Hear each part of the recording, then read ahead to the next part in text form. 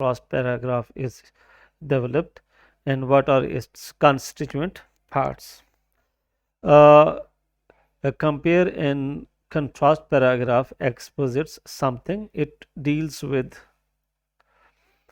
or gives a detailed picture of comparison of two things. It might tell us how they are alike or how different they are. It speaks about the comparison in such a detail that it informs and educates the reader what is the comparison and what are the contrast points between two things and how they are alike.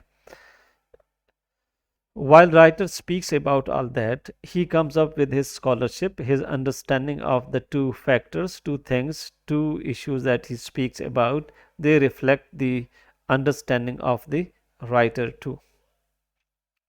And they speak about the whole aura, the comparisons, contrast, and the mutual relationship between two things, and they provide a better balanced argument based on the comparison and contrast compared to an argumentative paragraph. They inform more, they give a balanced viewpoint. In argumentative paragraphs, writer usually tries to persuade and convince his readers, but here he informs them. So, compare and contrast paragraph has a certain, like any other paragraph, topic sentence that introduces two subjects and relationship or commonality or difference between the two things. Then body sentences, they expand upon how these two objects are alike or how they are different. Then concluding or ending sentence sums up the whole debate that we develop in body sentences or body of the paragraph. Here I would like to explain more. In topic sentence, usually we speak about a topic, a point, and a controlling idea. Here, in case of compare and contrast paragraph, you would speak about the two objects and would say about the commonalities or the contrast that they have, how opposite they are. You would generally speak about that.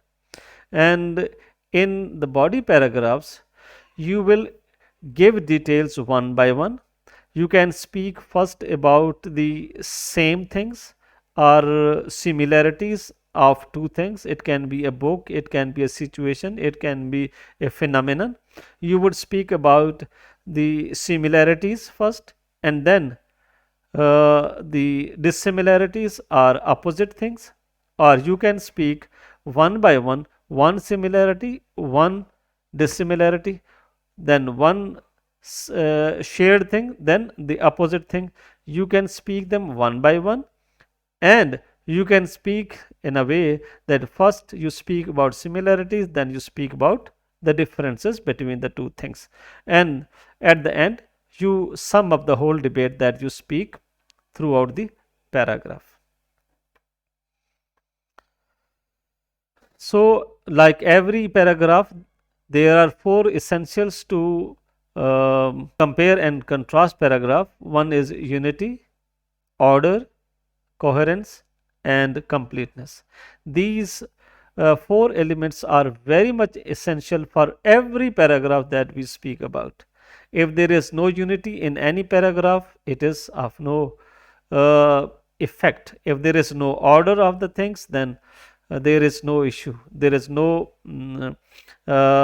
strength, or there is no impactfulness of the writing.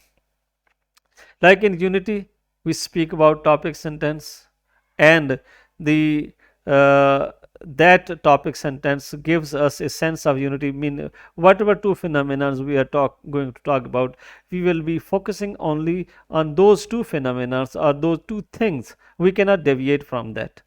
And then in order, as I said earlier, you can speak first about similarities, then you can speak about dissimilarities, or you can speak one similarity versus the other similarity, then dissimilarity, then another similarity, then another dissimilarity. It is up to you, but order, whatever you follow, that should be throughout the paragraph. Then coherence, there should be transitions used, because transitions are cohesives. They are the elements that connect sentences together. They uphold the whole argument together, otherwise it would be chaotic presentation of the things. Then completeness, if you are going to speak about compare and contrast, it means your paragraph should speak about all the elements that are involved in comparison and contrast. If you miss any of them, then there is an issue of completeness.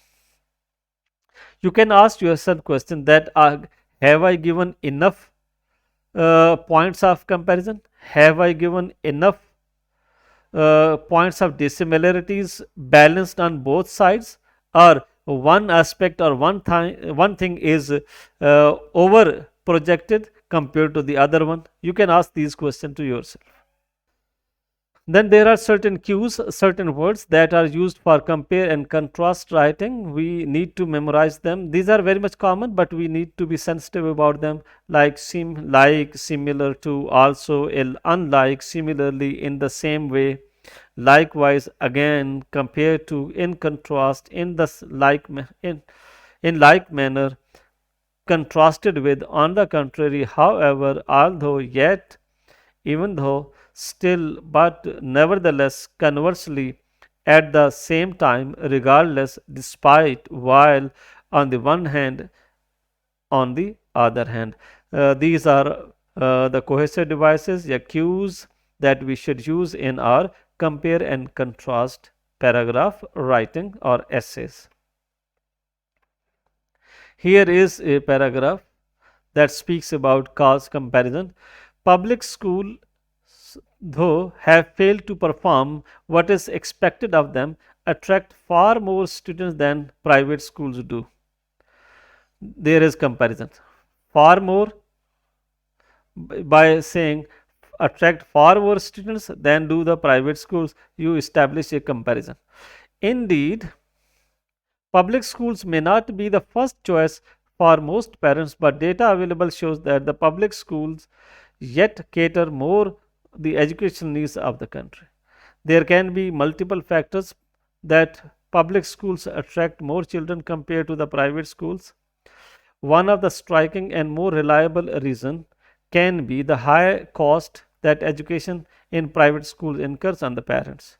Another reason can be that the government schools have begun performing better and have won back the trust of more people. The gap of number of students attending government and private schools has increased over a period.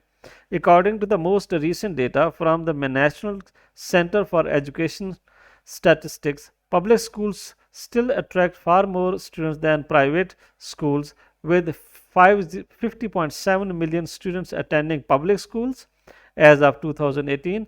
Private school enrollment in the fall of 2017 was 5.7 million students, a number that is down from 6 million in 1999. In 1999, 6 million students went to private schools.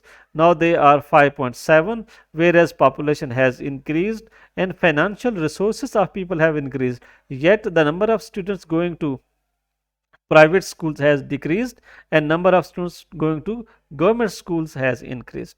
Hence, more children are attending government schools compared to the private schools, and if the government schools are equipped with more facilities, that is call for action. It can be yes, you see, public schools can be more effective if certain measures are taken, like there is a likelihood of more children going to public school if government equips these schools with more facilities.